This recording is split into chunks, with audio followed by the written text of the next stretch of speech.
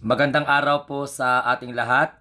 Ako po ay nananawagan sa lahat po ng mga miyembro ng Troll Farms na konektado po sa mga Duterte dahil ang dami pong mga balita na lumalabas na ang kampo ng mga Duterte ay pugad ng mga troll farms.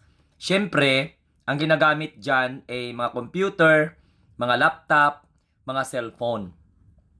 So nananawagan po ako sa inyo na sana maawa naman kayo kay Sara Duterte, ang Vice President ng Republika ng Pilipinas, kasi hindi po siya marunong gumamit ng laptop o di kaya ng computer. So para hindi po ibato ni Sara Duterte ang laptop, kung totoo man yon, turuan nyo. Kasi, di ba bumili siya ng mga mamahalin na mga laptop? Oh. So kaya na siguro yung tinapon dahil hindi man siya marunong magamit.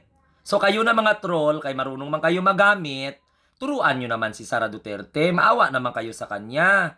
Isipin mo, hindi niya nga alam kung anong gagawin niya. Mag-resign ba siya as Vice President or tutuloy ba siya bilang Vice President habang kinakaharap niya yung kanyang impeachment complaint. Oo, na parang posibleng makarating po sa Senado. So, concern lang naman po ako, no? Kasi inamin niya man talaga sa public na hindi siya marunong gumamit ng computer o di kaya ng laptop. Para hindi niya po iba to, nako, tulungan niyo po. No? Hindi nga mang-bash lang kayo ng bash sa mga post ng mga pro-government people, mga Marcos loyalists at mga social media influencers na sumusuporta sa Pangulo. Ang gagawin po ninyo, turuan ninyo si Sara Duterte para marunong siyang gumamit ng laptop at ng computer para may pasalamatan man si Sara sa inyo mga dakilang troll.